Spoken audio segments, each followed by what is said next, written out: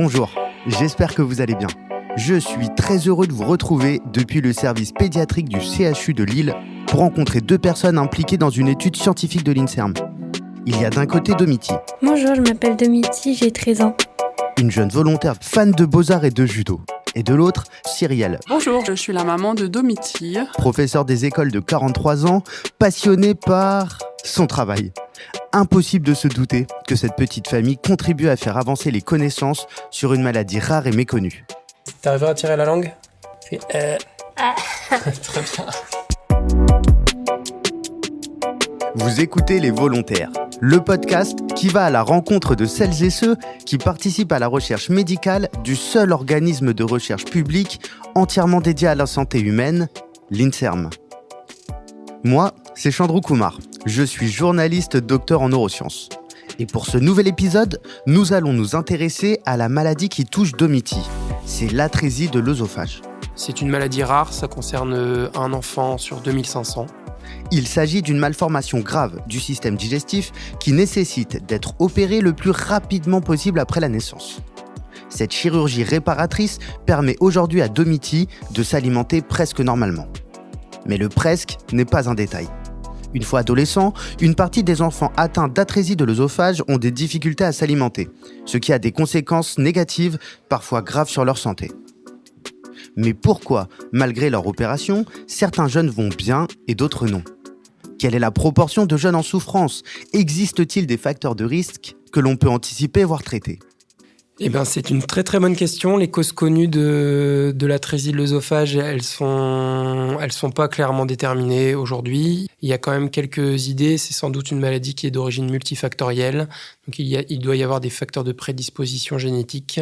On suspecte également qu'il y ait des facteurs d'origine environnementale, par exemple sur une exposition à une quelconque substance pendant la grossesse. Domiti fait partie des volontaires qui vont permettre de répondre à ces questions passionnantes abordées dans l'étude Transéasome du laboratoire Infinite, la toute première étude à se pencher sur l'état de santé des adolescents opérés de l'atrésie de l'œsophage.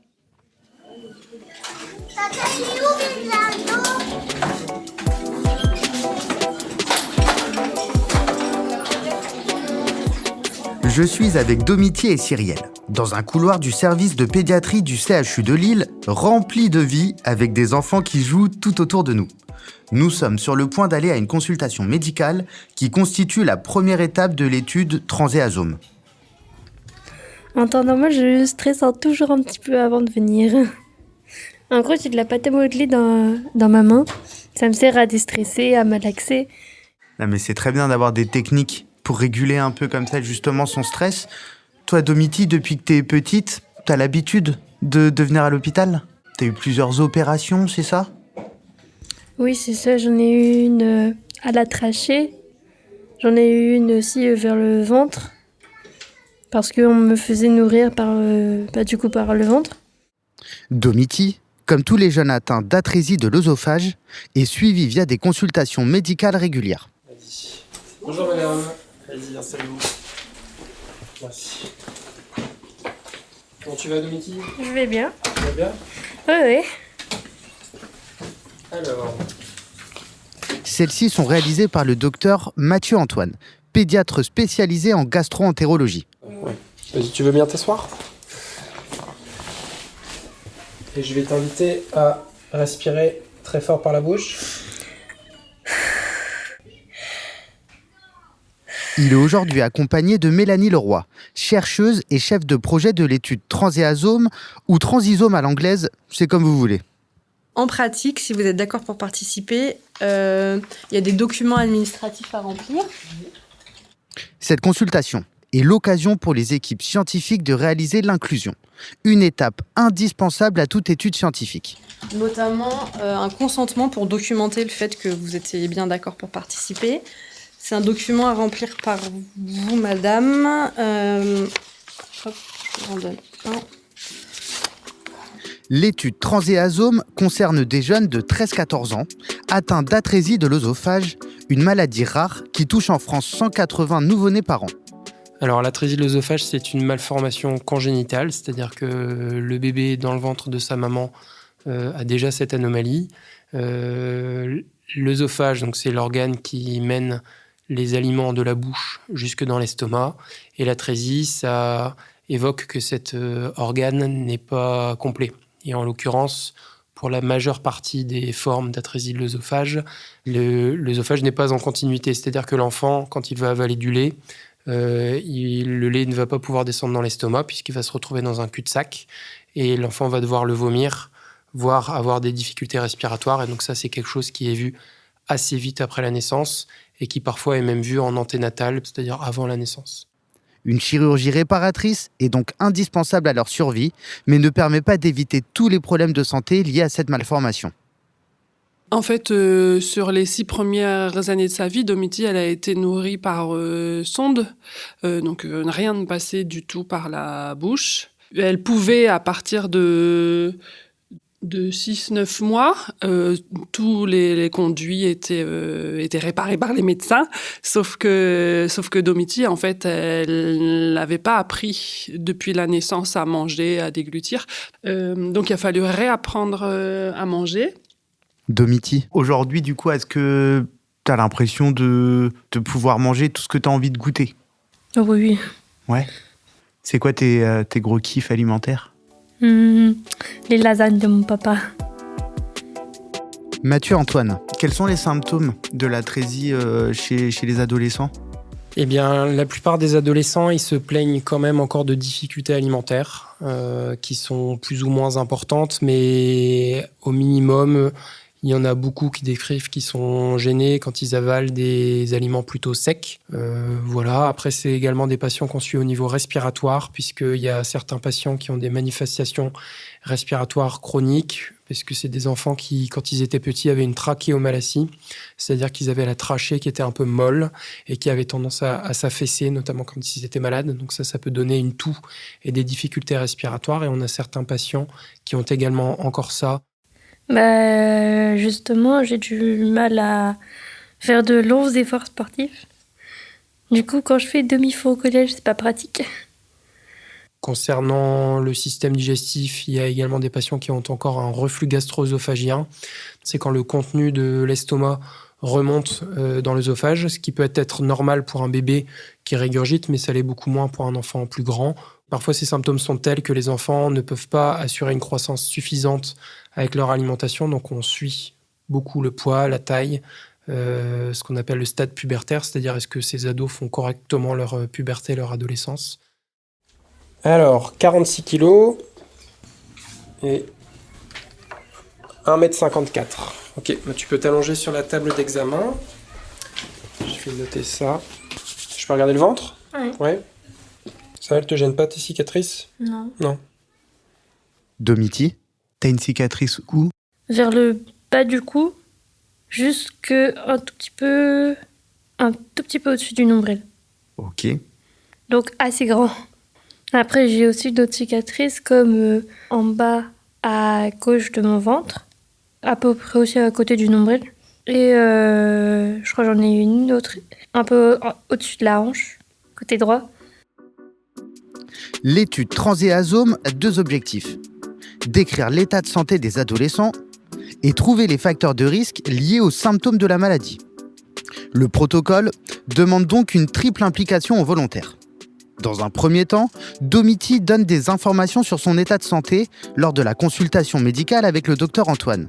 Puis elle renseigne des questionnaires sur sa qualité de vie. Donc du coup, les questionnaires de qualité de vie, il y a 2 exemplaires. Et chaque questionnaire a 2 formes, une pour vous et une pour Domiti. C'est les mêmes questions, c'est juste que c'est tourné soit comment tu te sens, comment sent votre enfant. Par exemple, dans mes relations avec les autres, j'ai du mal à m'entendre avec les autres ados. J'ai mis 0, je m'entends très bien avec les autres. Ces questionnaires ont pour objectif d'aborder un autre pan de la vie de Domiti qu'on survole en consultation. Alors, il y a un questionnaire qui est générique à tous les enfants, et puis il y a des questions plus spécifiques à l'atrésie de l'œsophage qui vont plus porter sur ses relations avec ses cicatrices, le fait que, par exemple, elle pourrait ne pas s'autoriser de mettre tel ou tel vêtement parce qu'on pourrait voir ses cicatrices, ou alors des autres enfants, parce que tous les adolescents ne sont pas forcément tous très gentils les uns avec les autres, pourraient pas être très gentils avec elle et mal le vivre. Non, j'ai jamais eu l'impression d'être jugée. À part par vraiment des grands, des lycéens ou des troisièmes. S'il y a des troisièmes et des lycéens qui nous écoutent, calmez-vous. On vous le dit direct, calmez-vous. Dans un second temps, Domiti peut, si elle le souhaite, laisser les scientifiques analyser un échantillon de son œsophage. Tu acceptes qu'on prenne tes petits bouts que tu as laissés à l'hôpital? C'est vrai que ça change rien, vu que c'est du rétrospectif, c'est-à-dire que c'est déjà fait, en fait. Je vous explique. Les patients opérés ont une endoscopie tous les 5 ans, qui permet de récupérer un petit bout d'œsophage pour s'assurer que tout va bien. Après l'analyse médicale, s'il reste un peu de l'échantillon d'œsophage, les scientifiques aimeraient pouvoir l'utiliser pour une analyse de recherche dans le cadre de l'étude transéasome. Dans un troisième et dernier temps, Domiti peut donner un peu de son sang pour une analyse de recherche. C'est la prise de sang, ça m'a fait assez peur. J'avais envie de dire oui et en même temps de dire non. Et si je disais oui, j'aurais sûrement très peur. Hein. Bah très bien, on le fait pas alors. Le but, c'est pas que t'aies de mauvaises expériences. Que tu dises, la recherche c'est bien, je suis contente d'aider, mais je me suis retrouvée avec une prise de sang, j'ai eu mal, ça m'a... Enfin voilà, c'est pas du tout l'idée. Ces différentes analyses de sang et d'œsophage vont permettre aux scientifiques de répondre au second objectif de l'étude transéasome, déterminer des facteurs de risque liés aux symptômes de l'atrésie de l'œsophage, en observant aussi bien les gènes et la façon dont ils s'expriment, les protéines et la biochimie des échantillons des patients. Ça fait beaucoup, mais ce qu'il faut retenir, c'est que ce type d'analyse complète, donnant une vision biologique globale, est appelée analyse omique et c'est un champ de recherche en pleine ébullition. L'étude transéasome, elle est importante parce qu'il y a pas ou peu de registres de patients avec une atrésie de l'œsophage. Et il y a pas ou peu d'informations sur leur devenir, notamment parce qu'il n'y a pas de registre. C'est difficile d'avoir des informations sur un grand groupe de patients dans le futur. Et donc, c'est une initiative un peu unique au monde. Et puis, c'est une question qui est importante sur le devenir des enfants, parce que quand on l'apprend à la naissance ou un petit peu avant, pendant la grossesse, on a pas mal d'informations, mais c'est un peu compliqué de se projeter sur l'adolescence. Et en même temps, c'est une question qui est importante pour eux. Domiti, qu'est-ce qui vous amène là, aujourd'hui, à faire de la recherche? Au début, c'était ma maman qui m'avait dit, je ne connaissais pas. Mais je me dis, pourquoi pas, ce serait déjà une bonne expérience et en plus... c'est mieux pour améliorer les recherches, pour que beaucoup d'enfants se sentent mieux déjà. Les chiffres qu'on a sur notre registre national, le taux de survie, il est de 95%. Et le taux de survie durant la période néonatale. Donc c'est quand même extrêmement positif et c'est une nette avancée de la médecine puisqu'un bébé qui naissait avec une atrésie de l'œsophage il y a 80 à 90 ans n'avait aucune chance de survie de par les soins et les techniques chirurgicales qui n'étaient pas aussi développées à l'époque. Le patient le plus âgé aujourd'hui étant né avec une atrésie de l'œsophage ayant un peu plus de 70 ans. Le projet se termine dans 3 ans. Les inclusions se termineront un petit peu avant. Il y aura une période d'analyse des différentes données et des échantillons qu'on aura collectés. Et une fois que toutes ces analyses seront terminées, on pourra déposer nos données sur une plateforme qui s'appelle FranceCoord, qui est gérée par l'INSERM, qui permettra à d'autres scientifiques de nous contacter si jamais ils ont envie de réutiliser les données collectées dans le cadre de ce projet. J'ai passé une journée intense en émotions dans ce service de pédiatrie lillois et j'ai pu découvrir une Domiti qui montre assez bien la force et le courage des enfants et adolescents atteints de maladies chroniques.